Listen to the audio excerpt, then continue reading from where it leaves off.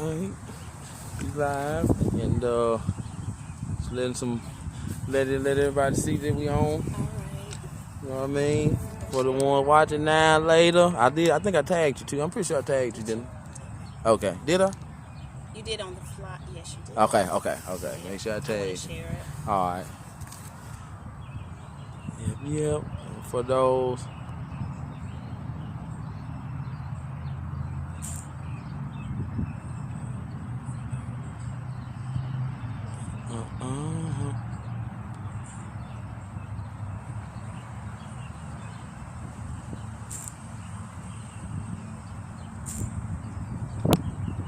All right.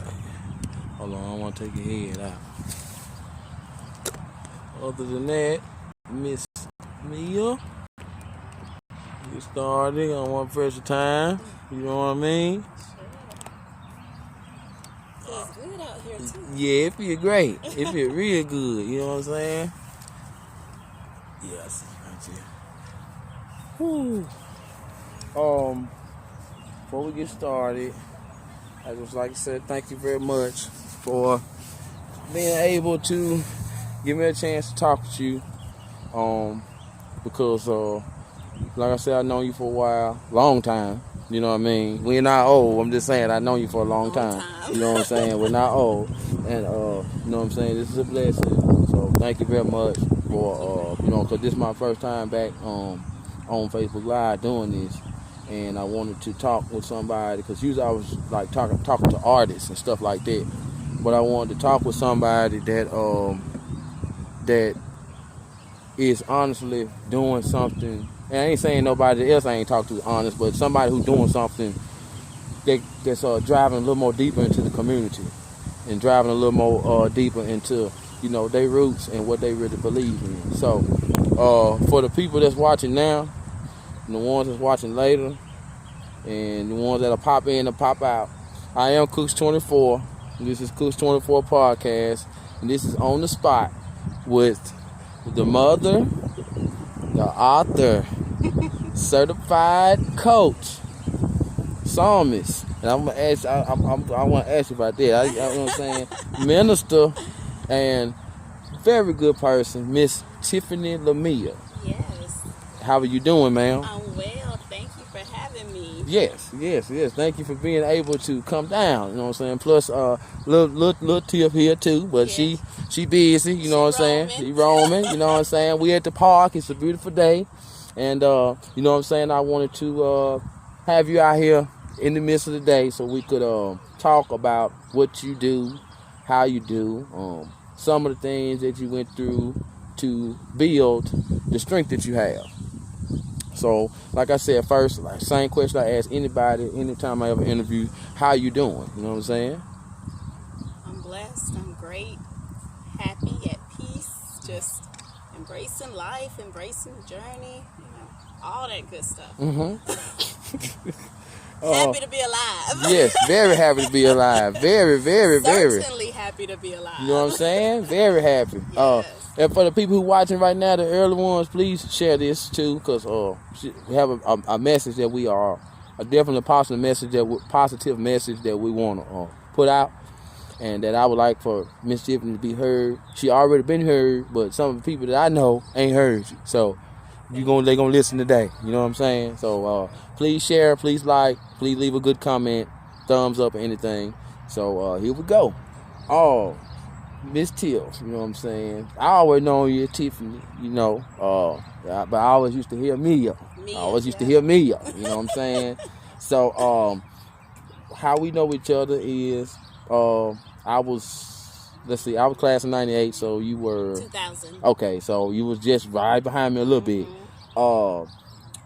School, you know what I mean? Church, our families are real deep and thick in the church. Yes. from showing up way back. You know what I mean? So, you know what I'm saying? So, I can remember as kids, playing with some of your cousins. You know what I'm saying? Growing up with some of your cousins. When I finally met you in school, you know what I'm saying? I knew who you was. I just didn't know who you was. You know what I'm saying? And then, after a while, you know what I mean? And I seen, that's the tip. We always never had a bad moment. You was always nice, cool. You know what I'm saying? You had friends.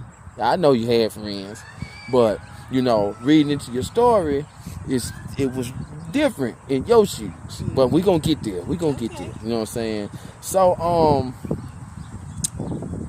first of all, determined to promote, show self-unity and love since 2016. Where did that come from, or what gave you that? What gave you that idea? For me personally, and I guess it kind of goes into what you mentioned about friendship. Throughout the course of probably about a 8 to 10 year span of my life, I had questionable friendships, and I began to realize that a lot of times it's the things that we don't have in common that tears us apart. And sometimes if we stop focusing on our differences and focus on what we have in common, we can create some type of unity. And I began to really realize that, especially among women, that we have challenges sometimes showing love and support and really care for each other without being jealous and envious, and to really do it from a sincere place. And so for me, the unity, first you have to become one with God, right? But then the next step of unity, after you have reckoned with yourself, becomes reaching out. And I believe that it's not just about women being unified. I think it's our men and our women being unified if we want to see our children operate with unity. Yes, ma'am. So that's my goal. I was a youth pastor for probably about 14 or 15 years. Really?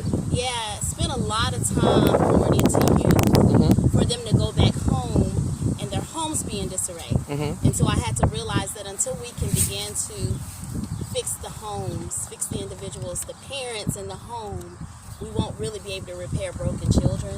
And so at that point, my ministry began to shift from the youth phase to the adult phase. Okay. And to touch up on the ministry, you started at a young age, right? Yeah. So what was that like, learning, you know what I'm saying? Just the learning part, of things that make you be like, I know you probably, you know what I'm saying? I mean, you probably know more than me. In fact, I know you do, you know what I'm saying? So how, like, what was that like, that process of becoming and then being, you know what I mean? I think that it was kind of simple because I came from a family with a lineage of ministers, and if anything, we were at church, we were at Bible study, we were at revival and all of that. Oh, yeah. And so that learning aspect from the biblical standpoint was quite natural, but it's like anything. Like, I could read a book about Cookie, right? But that doesn't mean I know Cookie. Right. So the book may give me insight to who Cookie is and how some of Cookie's experiences, but actually having a one-on-one relationship and communicating and life's experiences will actually establish and make the relationship solidified. Okay. And so for me, even with ministry, I was able to, from a certain space, because I started ministering when I was like 19, I was ordained at 21. Okay. And so for me, it was one thing to speak what the Bible said, but as I have matured and become older, now my experiences are based on what I've gone through in life. Okay. And not so much about what Job or David or somebody else went through. While I can compare to them, I can now tell people that you can survive, right, because I survived. That it gets better because it got better for me. So now I'm operating from a one-on-one relationship that's kind of different and unique with God. So. Okay. One thing that I read about you is you are a certified coach, yes, certified life coach, right? I am. You got your, how you say? I know it said BS. What the Bachelor's of Science. Bachelor's of Psychology. Science. Yes, I do. Okay, and so once again, what made you choose that field? So I've always saw myself helping other people in some type of way. When I was a little girl, I lined my dolls up. I was counseling and coaching them and that sort of thing. You know, even youth ministry, that's what you do. You help coach and counsel. So for me, it's just innate. It's just what I do naturally. And so I wanted to understand the science. That's why I chose psychology. I wanted to understand the science of human behavior because, the science can help you understand why we do certain things and help you become more relatable to people that you might not normally relate to. Okay. Yeah. So. And did you ever have to use these skills while you was at UNA? Not so much at UNA. I mean, maybe so. I've always been that person that everybody came to when they was dealing with stuff. Gotcha. But I wouldn't consider that I really began to utilize them because when my actual 9 to 5, as they call it, I'm not a psychologist or I'm not in counseling or anything like that. I do something totally different. Okay. But because counseling wasn't going to pay my bills. Right. Understood. But it's been my passion, and so I've always done it on the side. Okay. And I want to get into. I'm gonna ask you a question, and it's come straight from you. Okay. She is no stranger to heartbreak. Okay. Now, with you being a life coach, I know that you probably had to coach yourself sometime. So when I read that in what you had in your blog, let me get that right, in your blog, that caught my attention. You know what I'm saying? It had more parts to it, but that part right there, she is no stranger to heartbreak. So whether you talking about yourself or somebody else, you giving a story. Right.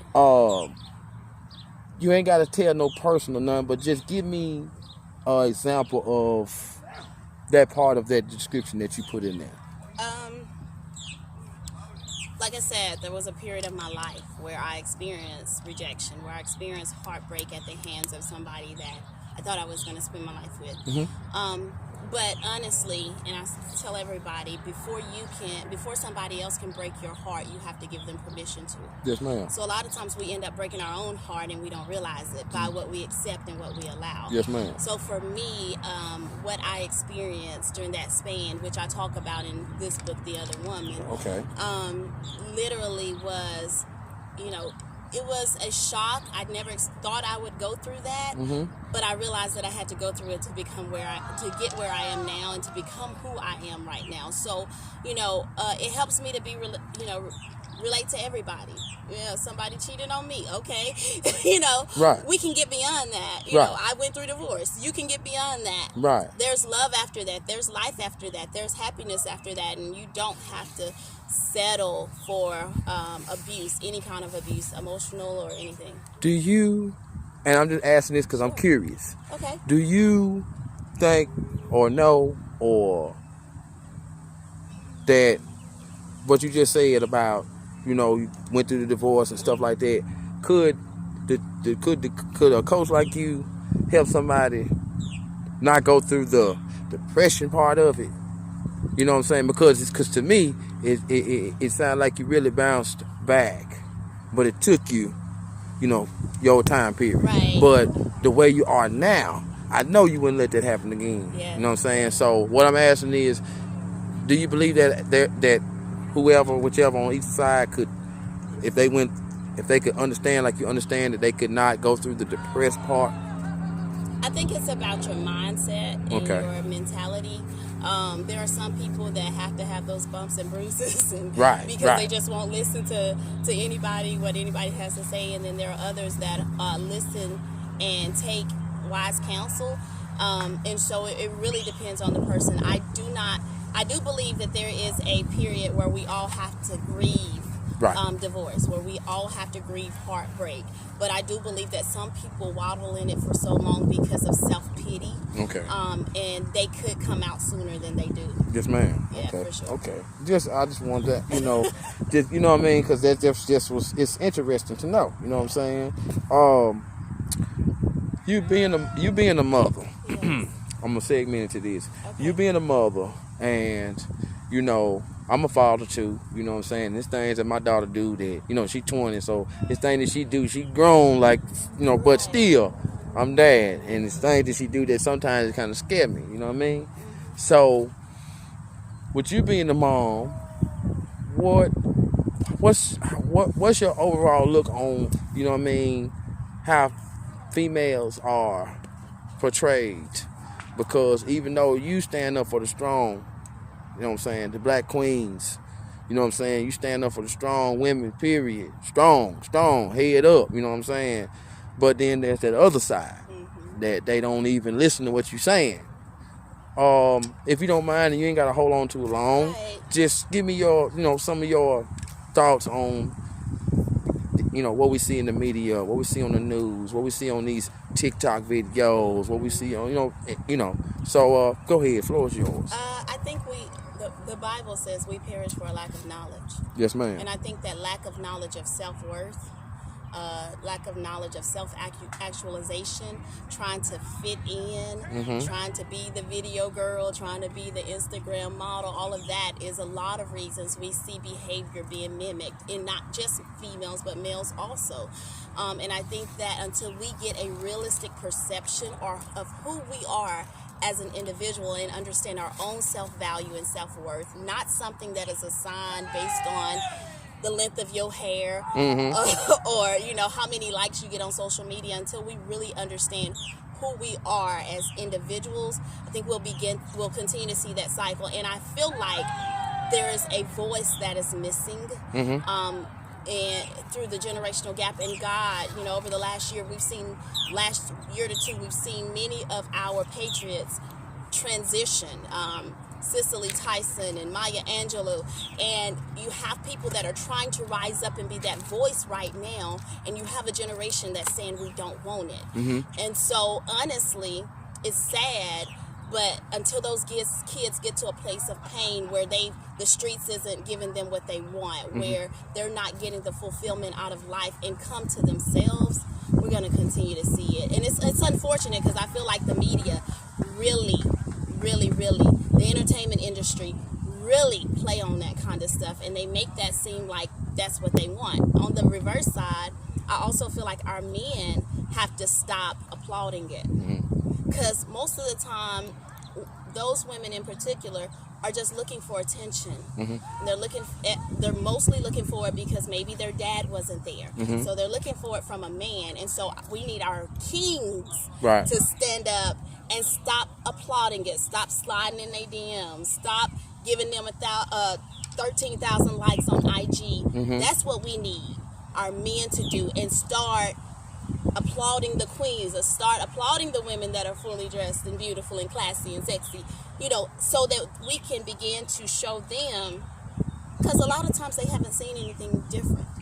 So we got to begin to present something different to them, so they can say, oh, I can have a nice man and still be respectful to myself. I don't have to go out there and act up to get attention, you know, that kind of thing. Okay. Yes, ma'am. As you broke that down very well. Very well. Knowledge is power, Miss Tony Brown. She just said knowledge is power. Thank you, Miss Ma'am. Thank y'all. This right here really caught my attention. All right. And I understand where you coming from, but I want to hear from you. All right. 2 black for some and 2 white for others. Wow. That caught my attention because I've also went through that, but maybe not the same way you did. Right. So, in your words, you ain't even got to give the story. Just let me know, or let us know, what you meant by that. I think that we understand we're in a culture. We just made Juneteenth a national holiday. So for me, I'm kind of like the anomaly. My English is proper. Yes. You know, I'm educated, and my accent may not sound like I came from the northwest side of town. And so going to a predominantly white school, going to a predominantly white university, I used to get, kind of picked on or shade thrown. That's what we call it now. We didn't know anything about shade except under the tree when I was little, but we call it shade now. And so people would throw shade because I talk white. But then for white people, I'm still black, and I'm very much black. I wear my hair natural and in natural styles and all of that, and I rep the black community and all of that. And so it sometimes could be, for some who are like me, challenging to find your tribe or where you fit in. And so you just really have to just become comfortable being who you are. Yes, ma'am. Those that like you, black or white, Asian, Hispanic, gonna like you, and those who don't won't anyway. Exactly. Okay. Yeah. Hey, and that's in a nutshell. Yes. Leave it at that. Okay. Man, you got me with that right there. That touched me. I like how you say it. I really love how you said that. Please give a thumbs up, somebody, because I love how she said that. Oh, I'm ruffled now. You were so proper and so if we could say the Urkel or the educated, gonna make them good grades. Didn't have his pants hanging down. He had on them J's. He was gonna be the freshest kid in school. There you go. He wasn't like everybody else. I wasn't either. It's okay. This is about Miss Lamia. This is about Miss Tiffany Lamia. I'm sorry, I had a flashback to high school. Oh man. All right. Here we go. I'm back in it. We back in it. I Am Enough. Yes. Tell me about I Am Enough. Okay. So, for me, that's probably the biggest. Those three words are probably the words that were pivotal, that changed my life. So I was married, and coming out of my marriage, we divorced at 11 and a half years. My self-worth was shattered, like shattered. And one morning I was getting ready for work, and God began to speak to me and say, "You're beautiful." And he really said to me, "You failing to accept who I created you to be says I messed up." And in those moments, he said, "You are enough." That was God speaking to me, saying, "You are enough." And when he spoke those words, like, I actually had tears because I was still going through my healing phase. It was just fresh, like maybe 3 months after the divorce. Yes, ma'am. And when he said that, those words actually became embedded in my spirit, and became one with me. And I had to speak at a woman's conference and it was called Know Your Worth. And I said, I'm going to share my I Am Enough message with somebody else. And I literally ordered 50 shirts or something. And I sold out that whole day. And I began to realize in that moment, I Am Enough is not just for me. It's a lot of us that have questioned who we are because of lack of a parent being present, or lack of education, or their socioeconomic status, or rejection, or relationship failure, whatever the case is. A lot of us have questioned our worth and have discounted who God created us to be. And so it started with me, but it has reached thousands and thousands of people. And those are my words that I live by. And I encourage everybody, you are enough. It's not about anything other than the fact that you're here on earth. Right. Last year alone, all those people that transitioned, and you're still here. And that is enough. That within itself is enough for you to know that you can make it, that you can accomplish anything. For me, it has evolved. It started from me understanding that I'm enough, and now it's like when I do a stage play, you are enough, you can do this. Now it's about accomplishments, not just my self-worth anymore, but I can do whatever. At this point, if I can fathom it in my mind, I believe I can attain it. And that I love that.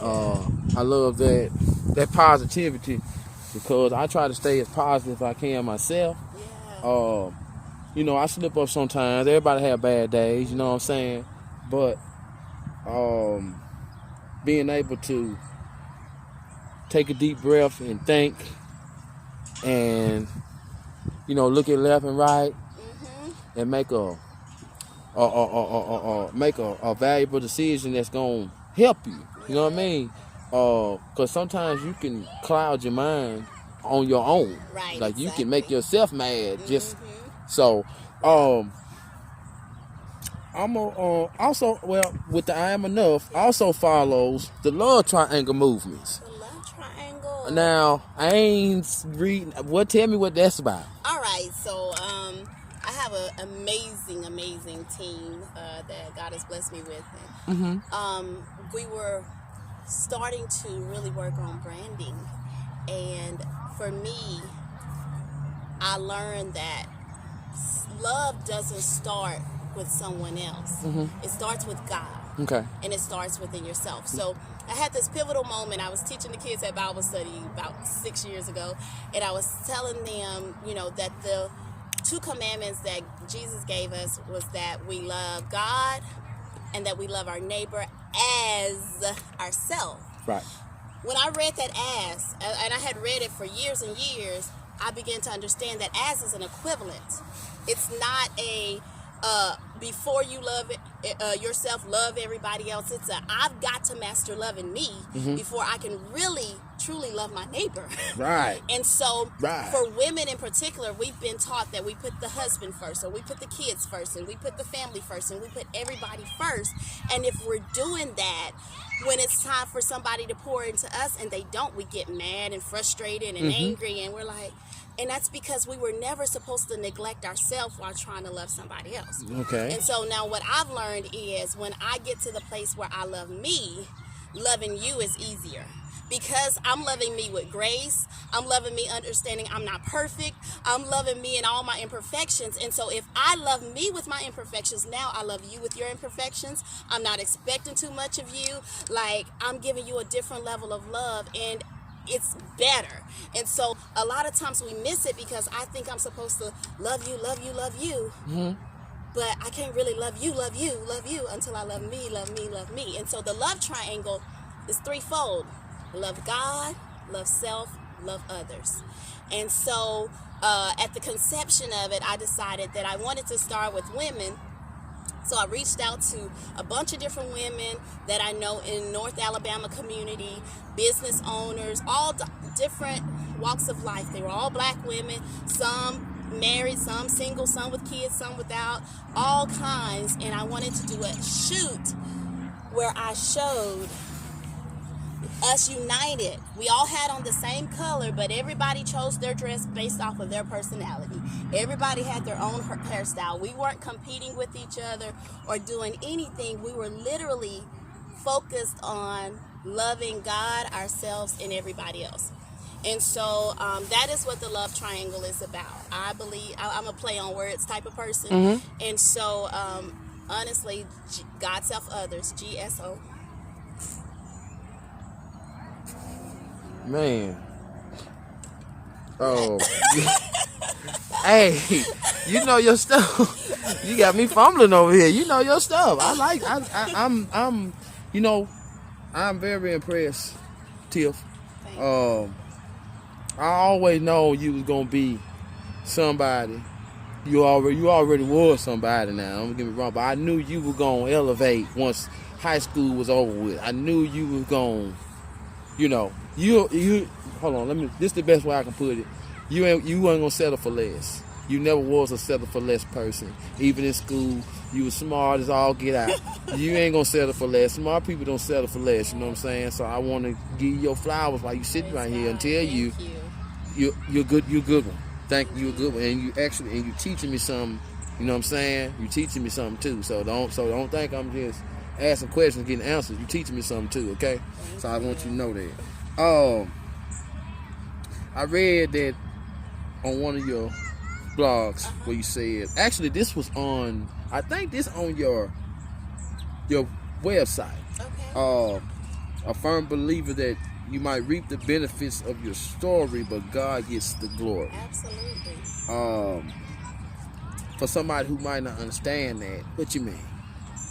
Simply mean that anything that we go through in life, and I am a Christian, okay, so I don't expect people who are non-Christians to think like I think or receive this portion of my message. But for me, I believe that anything that we go through in life, it is intended to bring God glory. And our testimony. So the Bible says that they were overcome by the blood of the Lamb and the word of their testimony. My testimony is not for me. What I went through was not for me. It was for somebody else so that I can help bring them out of it. Mm-hmm. And so while I may have a book that I give God all the glory in. Give me the book. Y'all see that? It's the her. other woman. While I may have that book, God gets the glory for bringing me out. God gets the glory for everything you see. The woman you see right now, I can't take credit for it. It was literally God who helped me to become who I am. But I get to reap the benefits. Meaning, when this gets sold, I get the benefits of it. Mm-hmm. Exactly. When the lights come on at the stage play or at the end of the stage play, when, they're giving credits, guess whose name is on it? Mine is. Right there. I get the benefits from it. And so God will allow us to go through things to help other people, but he's going to reward us. Mm-hmm. And so it's almost like having insurance. You have insurance so that if you get into an accident, you're covered. Right. And so, I don't have to pay if I hit somebody, my insurance is going to cover that. Mm-hmm. But the benefit is that it's covered. Right. Right. And so for me, that's what I equated to. God allowed me to go through it, but he has really given me so much, restored so much. I have a wonderful daughter. I mean, all this stuff right here, these are all benefits of what I went through. And if I had not gone through it, I don't know. I can't say where I would be or what I'd be doing or if I'd be talking to Cookie right now. Right. Hey, you right. You telling the truth. Yeah. You telling the truth. I'm gonna seg into this because from the way you've explained everything, you're very good with words. So that drives me to the Tiffany Lamia show. Yes. I have watched at least 1 or 2 episodes, and Love Don't Cost a Thing. That caught my attention. Okay. But then there's a or does it part. A quick explanation of what you was directing to in that. I watched it now, but in your words, it sounds even better. So I'm let you. Okay, so we've all heard people say love don't cost a thing. Mm-hmm. There's a movie out that talks about love don't cost a thing. There are songs out. Robin Williams said they love you. Oh, thank you. I love you too. And so we talk about love don't cost a thing so much, and then we see men trying to buy women. Mm-hmm. And we see women trying to say, well, you got to buy me this in order to go out with me or this and that. And so it's like they're putting a price tag on love. Mm-hmm. And so love don't cost that. You can't pay for love in a financial aspect. Mm-hmm. But love does cost because the Bible says that love is patient, love is kind, love is long-suffering, love is not prideful. Mm-hmm. So there are so many aspects of love that's going to cost you to actually become more patient. Mm-hmm. That's going to cost you to sometimes have to be quiet when you want to say something and respond back. Mm-hmm. It's gonna cost you, to not be so prideful. Like I can't go to bed mad at my spouse because I love him. Mm-hmm. So even if I want to allow my ego to stand in the way and keep me from speaking to him, I can't Mm-hmm. because love won't let me do that. So love will cost you intangible things, but love should never cost you tangible things. Yes, you'll do things for the people that you love. You will reward them. But if somebody put a price tag on their love for you, it's not real love. It's manufactured. You don't want it anyway. In a nutshell, once again, what other topics do you touch on your show? I touch on forgiveness. Mm-hmm. I think that's a big thing. That's a big one. It's huge. I've had financial coaches, some health. I believe that in our community, and particularly the African American community, we don't take care of ourselves like we should. Mm-hmm. We carry stress that we shouldn't carry. So I try to make sure I cover any topic that I can think of. Communication, male and female interactions, because it's endless. We have so much work to do. Mm-hmm. We've come a ways, but we've got a long ways to go because the divide that was created by the enemy is so wide that we got a lot of work, and I know I won't be able to complete it all, and I'm grateful for those of my sisters and brothers who are on this field with me working it, but you know, at least we get to start something. Right. I think we've started. I think we've had a good start. And it's in so many words right then, you already answered this question, but I'm gonna ask it to you anyway. Sure. What made you want to create a show and be able to, like I said, you already answered it, but maybe it might be something that you left out. That's why I'm asking this. So, you know what I'm saying? What made you want to create a show? Instead of throwing anything extra, what made you want to create a show? I think just purpose. Just purpose. You know what? I'm telling you, everything that I am doing now, and I tell people all the time, when we're younger, we're the closest to where we were supposed to be. We had, like, think about it. I remember when I was a little girl, I used to imagine myself having a talk show. I imagine myself doing award speeches. I imagine myself doing, you know, acting and stuff like that. Everything, and I went so far away from it as life began to happen. And so now I'm just getting back to where God created me to be. You know, Jeremiah says that God knows the thoughts and plans He has for us. And He says before He formed us, He knew us. So for me, it's about finding out the me that God knew. And so once I did the work of letting go of the other woman, the pain and the misery and all of that, every dream that I had as a child has come full circle. And I tell people, right now, if you are a parent, I don't care what age your child is, find out what they want to be when they grow up. Because whatever is in their heart that they want to be is probably what God has created them to be, because they're closer to heaven now than they will be at 30. And so when they get off course and they need somebody to redirect them and help them find out who they're supposed to be, then you can go back and say, well, baby, you know, when you were 7 years old, you said you wanted to be a lawyer. You know, and you can kind of help guide them back into the arena where they're supposed to be in life. Exactly. Okay. Yeah. I can relate to that because, you know, using me and my daughter as an example, you know, my mistakes in life from 18 to 25, my uncle always told me, save your money, don't be no dummy. You know what I'm saying? You'd rather get notes in the mail that say this is paid off than notes in the mail that say where the money is. Right. So do it now, so that way when you get on up, you all be done train yourself. You know what I'm saying? I also fruits of the label, which you touched on a little bit ago. You have your own merch that you have, you know what I'm saying, networked, created, you know what I'm saying, whatever the story is, which I'm going to ask you. Okay. And just to throw in some briefs, you know, to let you know that I was looking. Okay. You got lines of shirts with the I am enough. I do. I'm different. Enough is enough. You get tank tops, hoodies, camos.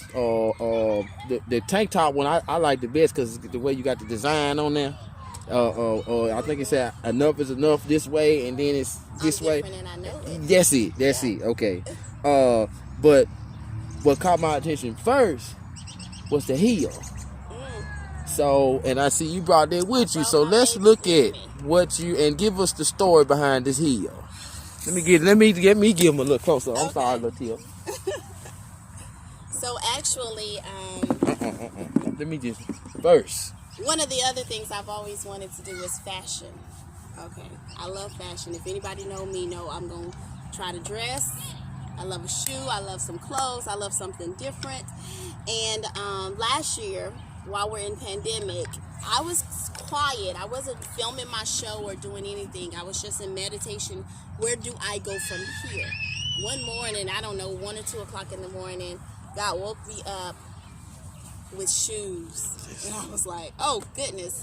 So I actually spent some time researching, reaching out to companies, looking for a company that I could connect with to have my own shoe. And I finally reached out to one, applied, heard back from the owner out of Italy, and they gave me my certificate. I was approved to design shoes for my own line through them.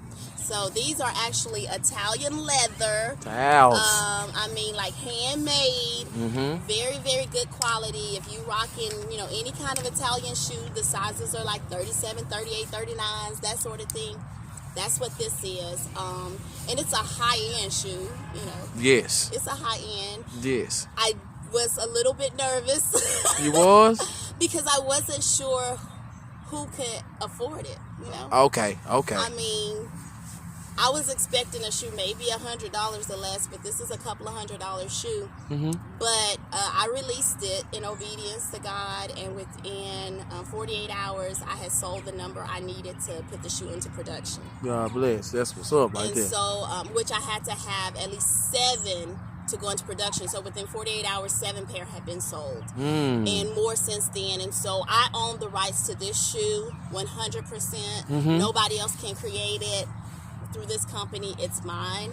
And so I just leaped, and then I wanted to do something to represent our culture. Yeah. I have mine on right now. These are my daughters. I saw that. Tomorrow is Juneteenth, and I wanted to do something. I had men saying, "What about us? What about us?" And so this comes in both men and women's sizes, goes up to like a size 17.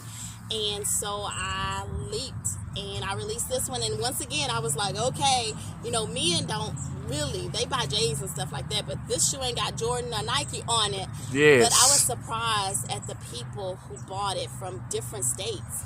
I literally only made one Facebook post about it, and most of the people aren't on Facebook that bought it. I saw that. So it went into production within like 48 hours again, 48 to 72 hours. So I'm grateful and excited, and you guys can order it if you want to. And that's yours. That's you. This is mine. This is mine too. I have all rights to it. Nobody else can make this. I mean, somebody else can if they want to, cop it, but not through this company. So that means that if you own it and it's that means that's black owned, right? This is black owned. Yes, and once I reach a certain quota of shoes, then they will begin to actually brand for me and everything. So I'm excited about that journey. And what I love about that is that, and I'm sorry, excuse me, if y'all hear the noise, we're in the park, so y'all just don't even pay no attention. There's a lot of little kids running around here. But what I like about that is that if you put your mind to it, and you stay determined, you can do it. You know what I'm saying?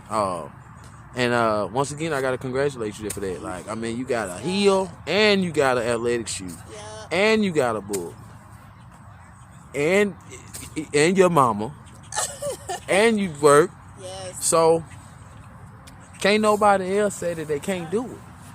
And I'm at all my baby's, almost all of her practices. I'm at all of her games. I don't miss her stuff. And somebody asked me when I had my talk show launch, how do you do it? I try not to waste a lot of time. Like, I'm up early in the morning working when she's asleep. And if I'm at her basketball practice or softball field, I have a computer in my lap or a notebook or something like that. I'm writing, or I'm doing a coaching session. I'm trying to make sure I don't rob her of what she needs me to be as a parent, but I can also do what I need to do to help create a legacy for my child. Yes. A legacy, which means last, everlasting. Yes. You know what I'm saying? Absolutely. One thing I know from reading your information and doing my little research later the other night, you don't like comparisons. No. You don't like that word. You don't like comparison. You don't like that. And when I was reading in your blog, you wrote down this statement right here. All right. By Roosevelt. You already know what I'm talking about? I do. Comparison is the thief of joy. Finish the fight and get done. So let the people that's watching now, y'all that's gonna watch later, what you mean, or what draws you into that right there. Or just tell us why you don't like comparisons. I don't like comparison because it creates competition. There is some things like healthy competition in sports and this different things, but when I began to look at me and compare where I am in life to where somebody else is, then I discredit God's move in my life. Or I discredit the whole journey that I've taken. Which means that I can't look at Cookie and be like, well, I should be where he is, but I didn't have Cookie's story. I didn't go through what Cookie went through. And so sometimes when we're so busy looking at where somebody else is, we miss out on the blessings that we have sitting right in front of us. I could be like, listen, and I'm so excited. Almost every one of my girlfriends have gotten engaged or married this year alone. This year? This year. I mean, like, surprise within a week. Oh, my God. And I could look and compare the fact that I'm not with them.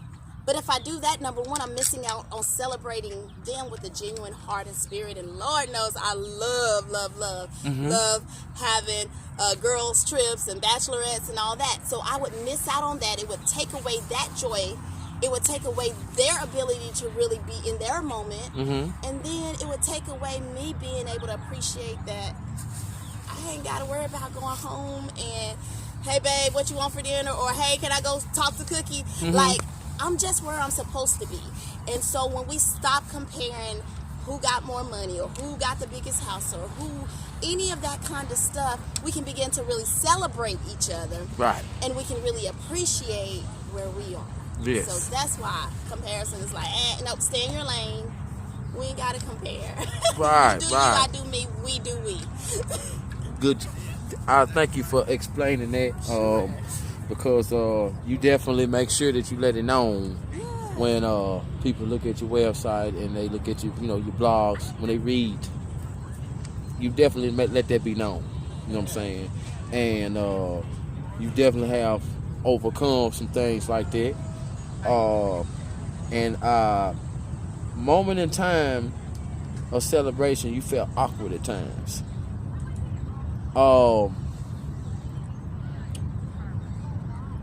Why was it awkward then? Like, because the reason why I'm asking you is because, like I said, I always known you to be that bright young lady. Right. You was always that bright young lady. You know what I'm saying?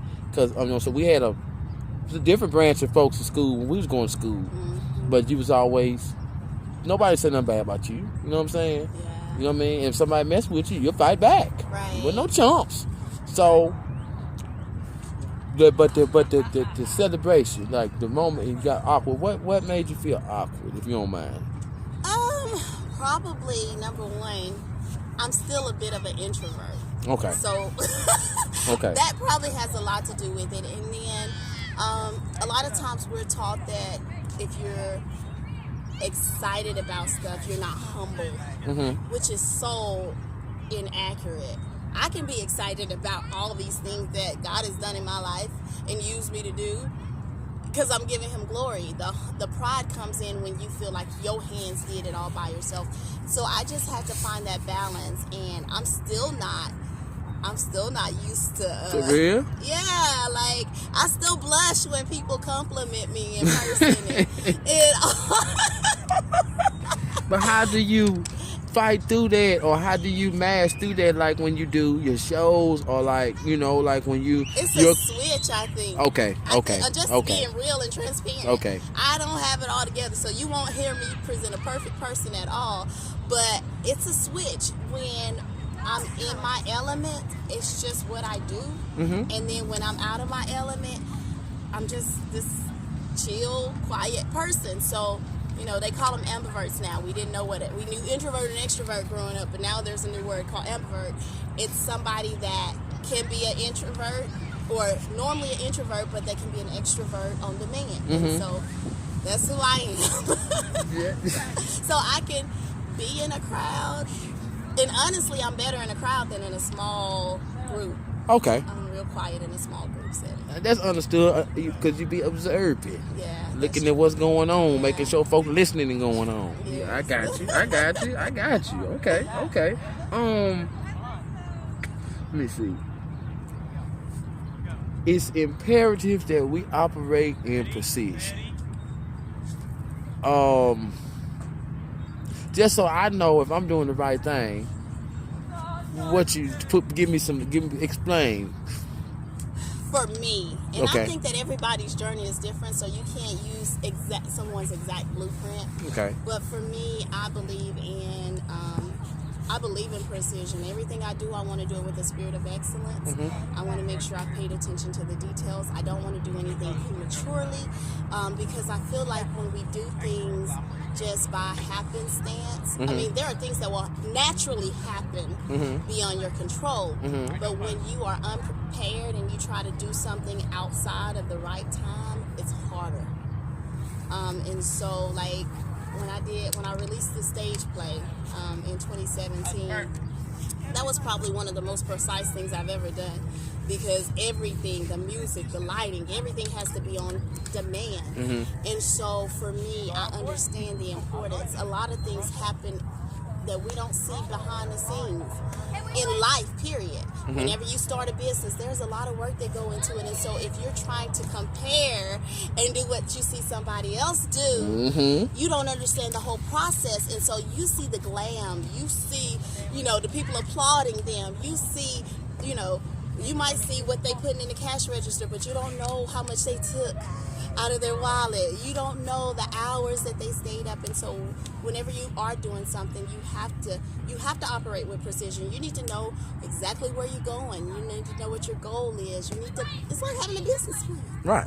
Yeah. Okay. Be purposeful. Be purposeful. Yeah. So okay. I want you to give me some advice. All right. Me being the podcaster, Sure. amateur interviewer, but I have fun doing it. I have my own, sticker, cards, trying to get me a shirt made. But then when I read that let me, and when I read that, and then I look at, shoe, but I know nobody gave it to you, you work for it. So if I was to say, well, Miss Mia, could you give me some advice on somebody like me trying to be their own boss, like you? I feel like you're your own boss. You know what I'm saying? Even though you still work or whatever, but looking at what I'm looking at, and you showing me what you're showing me, and me reading what I done read, and watch what I done watched, because the proof is in the pudding, you are your own boss. So if I ask you just to give me just a little advice on, even though you don't know the full story, but you see that I am trying. If I ask you for a little advice, what could you tell me? First of all, and I talked about it a couple of weeks ago on my show, you need to understand what success is going to look like for you. Success may not always be in a number. For me, I had to realize that, because a lot of times we can get discouraged if we don't see the number of views that we want to see, if we don't see the number of comments that we need to see, if we don't get the number of people buying our products that we think should. And so you have to understand the power of not the numbers, but a number. Okay. And for me, I liken it to when I went to, I took my stage play to Montgomery. It was probably the most expensive one that I did, and we had the fewest number of audience members. But at the end of it, I found out that there was a couple who had divorced after being married 20 some odd years, that both were there, that were reunited. Oh. And back married. Really? Yes. Shoot. Because the stage play spoke life into them and helped them to both see themselves and not look at the other person as the problem. Okay. And so they went on a journey of healing individually and collectively. And so for me, that was greater. That was more successful than maybe some of the others, because the goal is for marriages to last. The goal is for families to reunite. The goal is for, people to understand what they did and take accountability. All of that is the goal. And so that was success. So for Cookie, the goal might be that there's some other little kid that want to do the same thing, or that may hear a story that's on your podcast, or see an artist on your podcast and be like, I can do it too. Right. So we have to define what that is supposed to be for us. And then once we define that, focus on that and allow everything else to be the reward. Okay. Thank you. I needed that. I wanted, what I'm saying? I try to get a little piece of advice from everybody and, put it together. And then just you know, when something go wrong or when something, I pull it out that little bag and I read it and I'm like, okay, Yeah. that's what, okay, you know, okay, I got you. You know what I'm saying? So I thank you for that. You know what I'm saying? Um, I believe this gonna be the last guy because I was saying I was in your stories You now. was. You did some good homework. Yeah. Now this story right here, this is the last one now. All right. But it's it make you smile when you look at it, but it can almost fool you. Okay. Because once you read into it, then you see where it got real at. The love of chocolate. The love of chocolate. Chocolate. Why you can't eat chocolate no more? Okay. Yeah. You All went right. through, you know what I'm saying? You went through some stuff. But it made you stronger. Right. Basically, the lesson that I got from it was sometimes you have to leave, Let go of what to let go of something good to get something greater. Yep. You know what I'm saying? So Yes. if you can, if you want to, I know that was probably a long time ago, It was. but yeah, It was you a few still years gotta ago. follow. Yes. You still gotta follow them certain little rules. Cause I'm pretty sure you ain't eating Snicker bars and Kit Kats I have and not had chocolate any cakes. chocolate since 2009. That's a November long. 2009. That's that, and it's 2021. And this is 2021. And you say 09? 2009.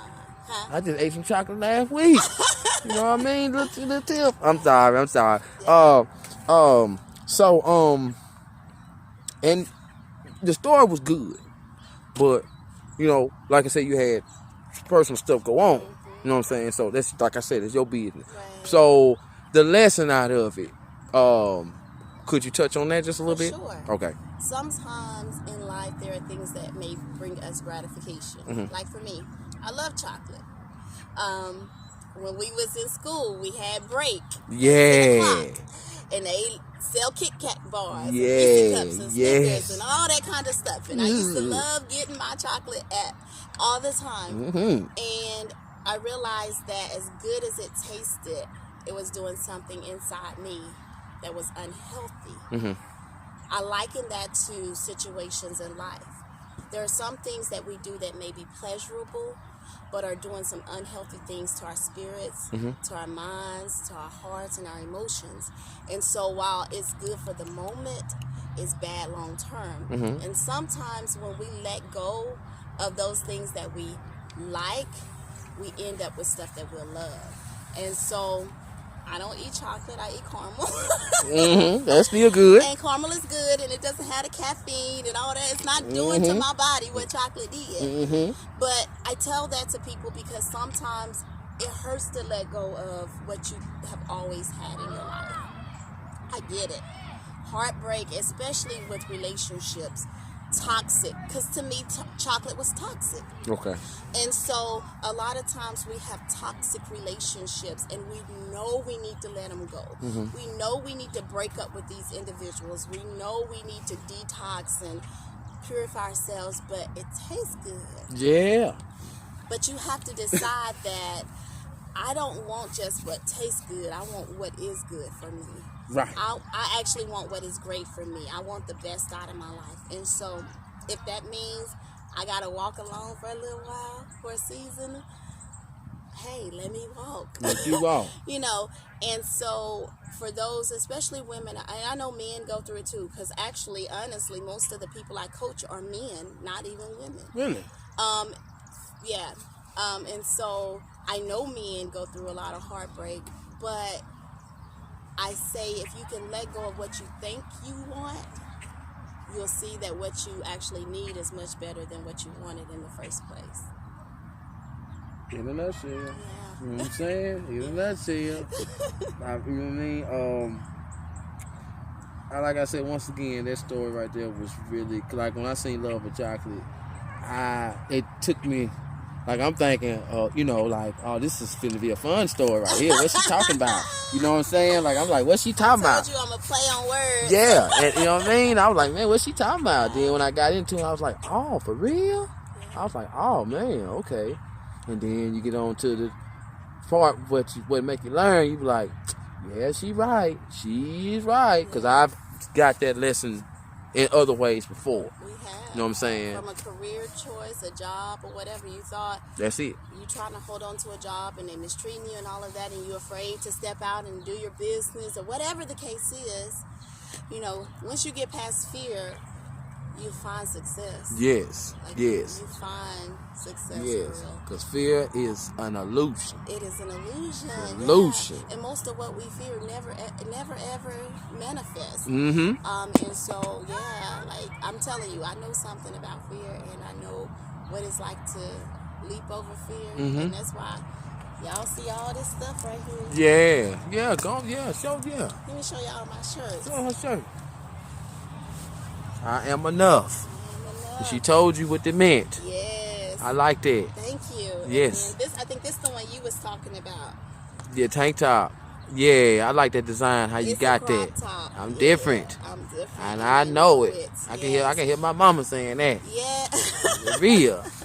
Yeah, I mean, we are all different and unique, and we have to be able to own it. Here's another, I'm different and I know it. I really like that because the black and then the letters. How this, Yeah. I'm different. I'm So different. yeah, This was literally something that came from having a conversation at work. And I try to look for God in everything, or a message, or anything and everything. Right. And I was talking to one of my girlfriends who said that her little girl was trying to fit in. And I launched two from that. I fit out yet on paper, but I fit out and I'm different and I know it. I like that. Yeah, I Okay. fit out. And it's going to be a fitness line actually that I'm working on.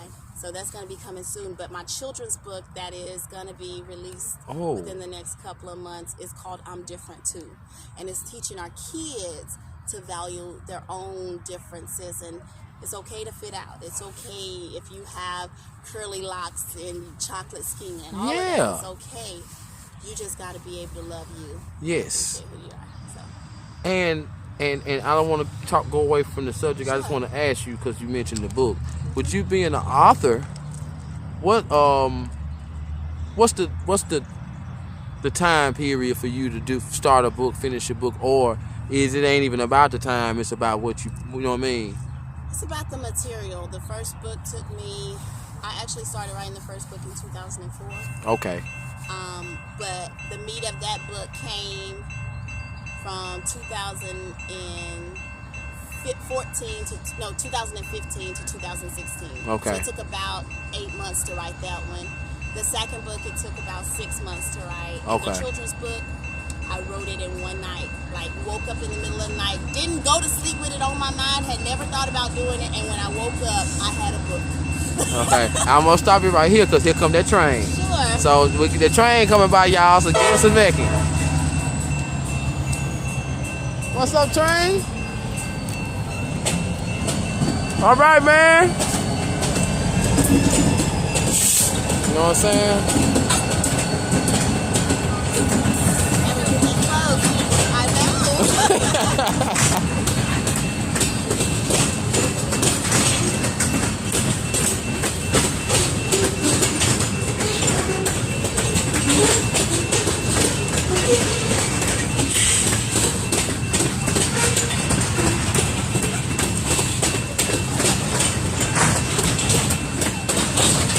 Oh yeah. And the train is gone. Okay. We back. We back. We back. All right. Yes, ma'am. What's that you So have? I also have these ladies' jackets. We actually are doing a Juneteenth sale. If you all are going to go purchase for all in-stock items, and I think we have it set up where you can only buy what's in stock. So Juneteenth sale where you get 50% off all in-stock merchandise, and at checkout you just use the code Juneteenth 2021. So if you misspell Juneteenth, it ain't gonna work. Yeah, exactly. So Juneteenth 2021 is the code for 50% off all my clothing, apparel, merchandise, books, DVDs, all of that good stuff. Yes. In And stock. um Baby, and mask also. And That's my mask. sister. yes. and Juneteenth.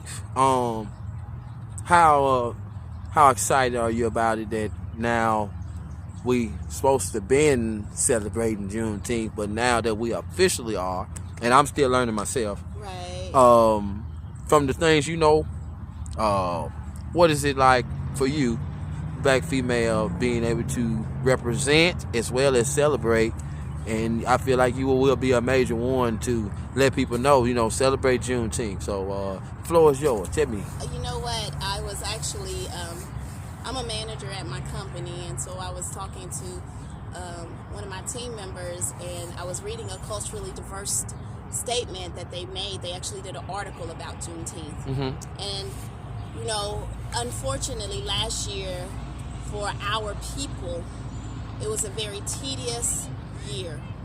We experienced a lot of things emotionally. We saw too much. We cried too many nights, all of that. Mm-hmm. And so I think if there's anything positive that could come out of it, it's an awakening. Like, no longer can people say racism doesn't exist. Mm-hmm. No longer can people say inequality does not exist. It's real, and I believe that the events that transpired last year really spotlighted it. I don't think we have arrived by any means. I think we have a long way to go, but I hope, because sometimes we carry the weight so much on our shoulders and our backs of being black in America, that we don't take a moment to breathe. Mm-hmm. So tomorrow, we know we still got a lot of work to do, but tomorrow. But tomorrow, as a culture, as a people, even if they roll their eyes and look at you sideways and all that, you better celebrate your blackness in America. You better put a smile on your face. I know our city, our state, there's so many events. You can go on Facebook and put in Juneteenth in your search engine, and I'm sure you can find something going on somewhere near you. You know how we do on 4th of July, get your fireworks. If you're in North Alabama, my brother, Gray Fireworks. Mm-hmm. They're now selling fireworks. Celebrate. We know there's a whole lot more we need to happen at the White House. We know that. We're not oblivious to that. Mm-hmm. But take a moment and breathe tomorrow. Take a moment and connect with your culture and your people, our culture, and at least embrace that. And then we go back to work on Monday. Yes. And I thank you for that too. You know what I mean? Because it definitely need to be more outspoken. Yeah. It definitely need to be more seen and shown. Yeah. And it definitely need to be taken seriously. You know what I'm saying? The older I've gotten and the more mature that my mind has gotten, I understand like what a lot of this stuff means even more now. I might not know the definitions and the authors and stuff, but I know the home base of where we supposed to be at, how we supposed to be feeling, and just loving our history and knowing our history. Not just awareness. Yeah. Like, there's a lot that have been stripped and robbed from us. Yes. And we won't ever know everything that we're supposed to know except God reveal it to us. But when you have an opportunity to go to a civil rights museum or go to a program or pick up a book and read it, like, do that. Don't rob yourself of understanding what your ancestors, what my ancestors, what our ancestors experienced. Yes. What I realized in 2019, our family reunion that we had, the last one we've had, we said we've been great. Our last names are Gray. So been great was our motto. But we got a chance to walk on like land. My great grandfather owned over 100 acres of land, and over 90 of those acres are still in our family. And we found out that he was the man. So there is greatness in you. Like, yes. His hands held the community together. You know what I'm saying? Shout out. And so when you understand what your ancestors did and who they were, you understand that there's greatness running through your veins. And so for me and my brother and my family members that were out there, we're like, oh, we can do anything. Yes. In the 1920s, granddaddy did this. Yes. Like, yeah, so we're unstoppable. And we've been launching businesses like last year. At the wazoo. My 3rd, 4th, 5th cousins, I know them. everybody's launching because there's greatness inside of you. So it's not even just about understanding the oppression. You need to understand the greatness that's in you, because we are genuinely, we're not just calling each other kings and queens for no reason. Exactly. There's royalty that is flowing through our veins. And even from a biblical standpoint, when you begin to do some research and some digging, you begin to understand who we really are. Yeah, and when you understand why they trying to oppress us. Right. Don't nobody try to keep down the little savages. Right. Nobody try to do that. They only try to oppress greatness. Right. So if they're trying to oppress us as a people, as a culture, we need to be trying to find out what in us is so great. Right. So yeah, that's my little history lesson. And I just want to add into that. First, I would like to throw a personal shout out to the Gray family. Like I said, I've known you, your brother and cousins, grandma and granddaddy, like I know them, pass by them, time, we all grow older, grow away from the house, but I just want to send a special shout out to your family, because they've always been tight, they've always been strong, and always been, leadership, you know what I'm saying, always shown leadership, so, you know what I'm saying, I'm saying that myself, and also I want to add to what you was just explaining. I learned that in the mornings, you know what I'm saying, somebody told me Grand Rising.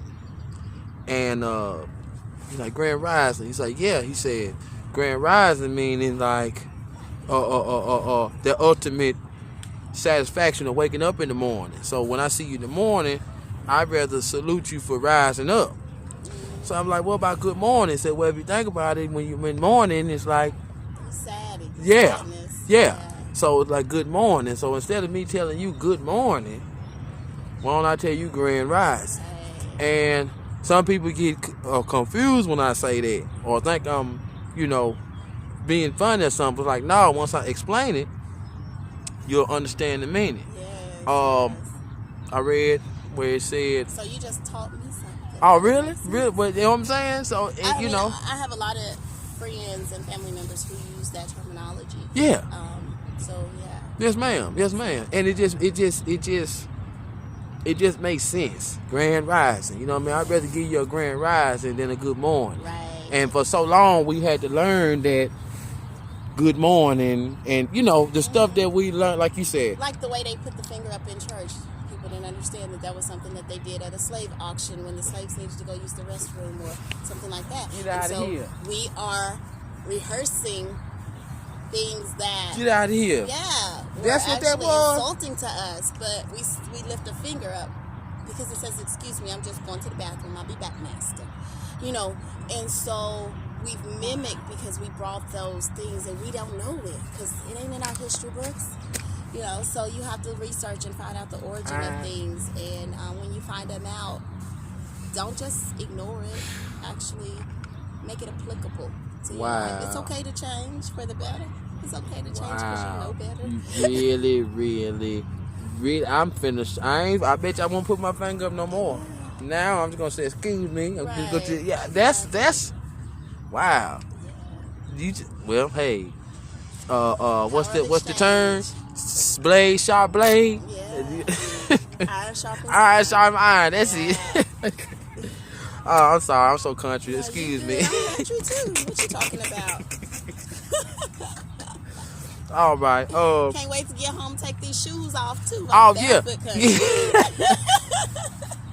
Well, with that being said, because we right here at the last.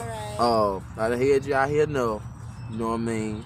But I want to say thank you for blessing the message.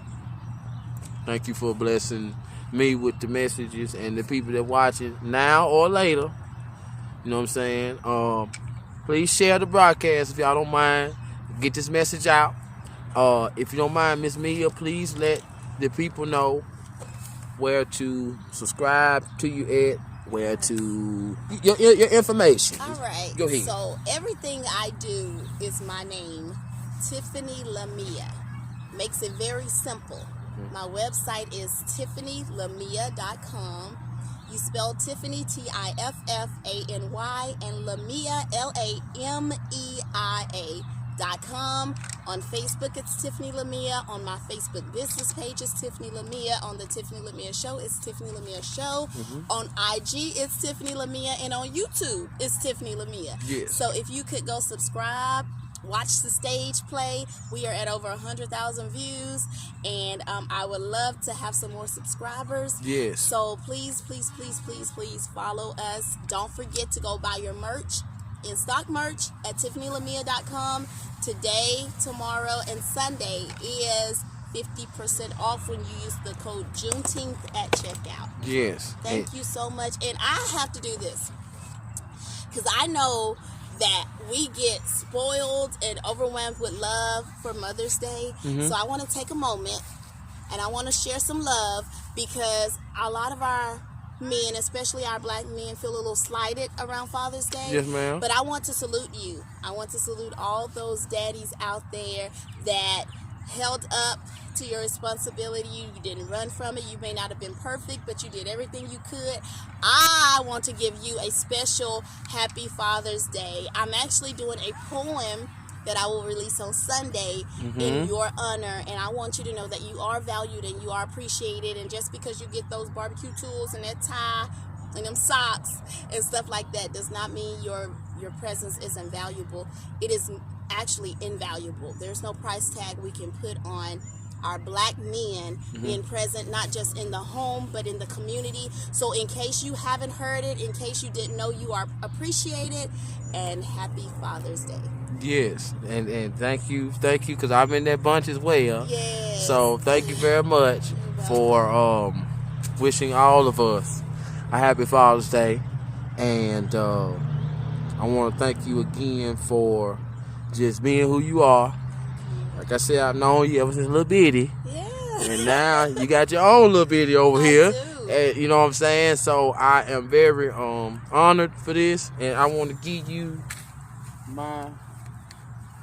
Where is it? Yeah, not that. This. I would like to give you that.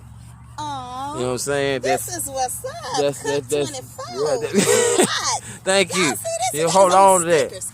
I ain't even made it to that level yet. Yeah, this but man got his own stickers. but y'all see that? Y'all see this right here though. Y'all see this right here while she talking there. Y'all hear that? I'm celebrating the stickers though. Hey, I'm just thank saying. you so This much. is You know what I'm dope. saying? This is dope. And I have a few more. I'm gonna give you a couple cards too. But I just wanted to give you that to just let you know that you have been on Cooks 24 podcast on the spot. Yes.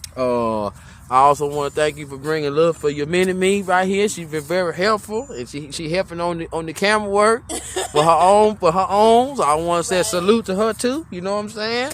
Look just like you, like the little twins over here. That's my baby. And with all that being said, free yourself, live for you, Yes. and that came from you as well. And I know what that means. Don't live trapped inside your mind. Don't live trapped inside whatever's not helping the situation, because you can fall. That's how we get alcoholics and addicts and whatever else. You know what I'm saying? You definitely have a purpose, and I'm glad I could have a chance to let you explain to me and the people that's around here. I will definitely be doing more to support you, support your cause. I want to be in the population of your, you know what I'm saying, peoples that want to be. I want to be one. I want to be able to help. I want to be able to support, contribute. So please keep me in the loop. Absolutely. Other than that, I'll be sharing. I'll be supporting. I already follow you on YouTube. Follow you on Instagram. I'm having to make a new Instagram because for some reason my follows, when I hit follow, it won't follow. So, but anyway, like I said, I follow you regardless. Also, aren't you on Clubhouse? I am on Clubhouse at Tiffany Lamia. Yes. And IG at Tiffany Lamia, like you said at first. Everything is Tiffany Lamia. Now, your website, I did see Lamia00. That's just the email. Okay, your email, Yeah, just in but case. if you put, that's for YouTube. If you actually put in Tiffany Lamia, it's gonna come up. Okay. And if you like to listen to music, I have a soundtrack on iTunes from the stage play. Yes. So if you want to go download, Because when you go to the website it plays and the song music. come on, Yes. you know what I'm saying? When the song come on, yeah, you know I ain't playing. I'm listening. I see you. Hey, go, y'all look, y'all go to the website. Y'all check out Miss Tiffany Lamia, okay? This her. You know what I'm saying? Black owned. You know what I mean? And she's the boss. And that's pretty much everything in a nutshell. Miss Lamia, thank you so much. Thanks everybody for being here. Please share this broadcast. Please get this message out. Shout out and much love to the great family. And thanks everybody for tuning in. Miss Lamia, I love you very much. Love you too. Shout out to the Maddens. Thank you. And we out of here, y'all. Peace. Bye.